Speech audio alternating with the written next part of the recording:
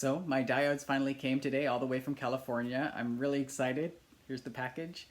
And we're gonna put them in the TV. We'll see if it fixes it, and it's gonna be an adventure either way. Before we start, I didn't mention this last time, but this is a VIZIO model number E420i-B0. Okay, here is our good old power supply board from last time. You'll remember that right up here are the two diodes that we identified last time as being faulty. So what we're going to do today is remove this board, desolder these diodes, even though I've done it already. I'm going to show you how I did it, and I'll take you through every step. Then we'll put in the new ones. Before we take the whole board out of the TV, we have to pay attention to this right here and this right here. These are the two cables that connect this one to the motherboard and this one here to the backlights. So they need to come out. And it's helpful that I'm taking a video so I know exactly what they look like. And I know how to put them back in. This is a little clip. I'm just going to pry it up and then use a little bit of pressure to push it out. Now that the ribbon cables are removed, I can just pick up the whole board and take it out. Here's what it looks like on the other side. All right, so I've got my work area set up. This is everything I'm gonna need today. So I've got the board, the power supply here, removed from the TV, the new diodes, so exciting. I also have the multimeter over here. I have a soldering iron, not plugged in just yet. Extra solder for when I solder the new pieces onto the board, a solder remover, this thing's pretty cool I think, and of course my handy dandy screwdriver. And that's it. The table's protected by a couple of old faxes, and I've got a nice view of the sunset over the backyard. The wildlife seem to be enjoying the sunset too. Alright, here's a close-up of the diodes that I'm going to remove. So I have to know where they are on the board. I know they're right up here. I'm going to flip it over.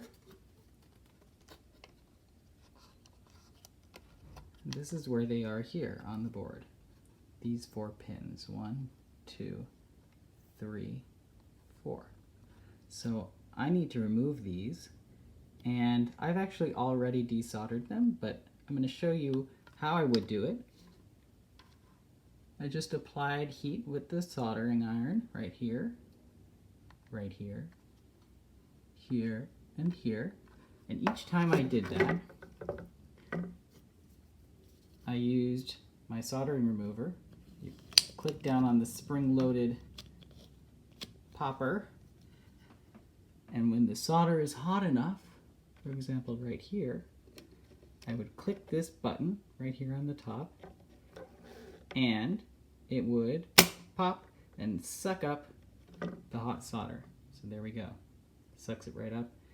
And eventually, yes, this does fill with solder. Little pieces of solder that you can shake out. They come out in like little foil. Anyway, that's what I did to remove the diodes. These right here. So here you go. I forgot there's one more tool I needed. Notice that these are straight and I need to get them bent like this guy. So I'm just going to use some pliers and bend them right about where I see that bend for the other one. So I'm going to line it up and then just give it a nice gentle bend. There we go. I'll do the same for the other one. Alright, I got my 2 new diodes ready to go in. You'll notice that the leads on these pins here are a lot longer than the original. That's totally fine. I can just clip them off when they're soldered in and in the right position. So first I'm just going to test that they fit on the board, that I had them at the right size. Looks like I did. I've got the soldering iron heating up now, and I've got the new diodes in their places. Notice I'm trying to get a similar height. Oh, that didn't work. I'm trying to get a similar height to the original diodes because they can't be too tall, otherwise they'll get crushed or bent when I put them back in the TV. So you'll notice their leads here stand out a lot taller. Like I said, I'll just clip them. Okay, my soldering iron is up to temperature, and I've got my solder here ready to go. And let's see what happens. I'm going to start with the top right pin right here. Let's see if you can see it. I'm going to apply some heat to it so it gets a little warm. And I'm not using any flux, which I really should be doing, but I don't have any. So let's just see if this works. It's not a crazy complex or super intense fix here, so I'm not too worried, and these pads are pretty huge. So let's see. Does it work? Okay, solder's melting to it. A little more. There we go. One pad soldered on. Looks clean, hasn't overflowed to any of the others. Let's keep going.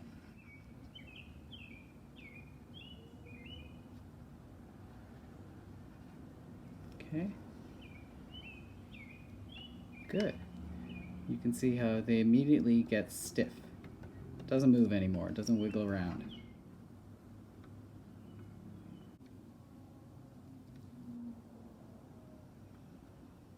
There it is. Pin soldered on. I'm going to clip them. And then, the moment of truth. We'll plug it back into the TV and we'll see what happens. Okay, I've clipped my diode leads here after they've been soldered in. Doesn't look too bad. I know I'm not great at it, but getting better. And here they are. Soldered into the board. Looks pretty good. Not perfect, but hey, it should work. It's electrically connected. Okay, I've got the board back in place, but before I screw it back in and replace the cables, I'm going to test those diodes because it would be a shame if something went wrong and I didn't test that before putting everything back into place. So here is my multimeter one last time. I'm setting it to continuity. And let's find out how these diodes are doing. Ready? So we should not get a beep. No beep. And no beep. Haha, all right. Pretty good. So we're gonna put everything back into place and let's see if it works.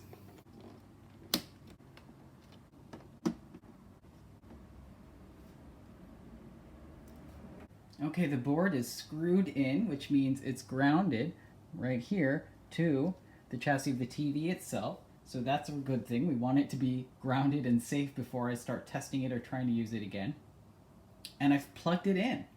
So this is the moment of truth. We're going to see if we have standby power. That same thing that I tested up here before, along these pins here, going out to the motherboard.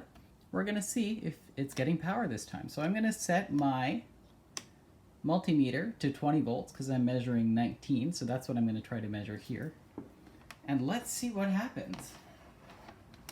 So I put the black pin on, let's set it to ground here. And then I'm going to put the red pin on the first one. There we go, 19 volts. It's working.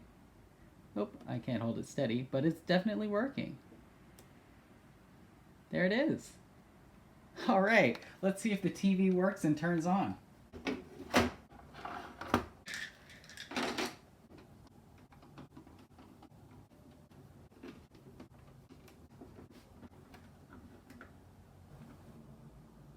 So I've got the TV plugged in now, and I'm a little concerned because there's still no standby light.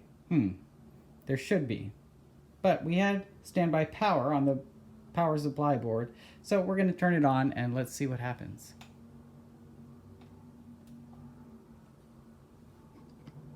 Aha! There it is, and there's the standby light. Success! That was so cool. I don't think I've ever fixed anything this big, literally, electronically. I'm really excited. I didn't think it was actually going to work. So thanks for joining me on this adventure. I hope you've learned something about learning things, and we'll be back with more on the channel about not spending your money and not buying things, and hopefully we can all learn something together.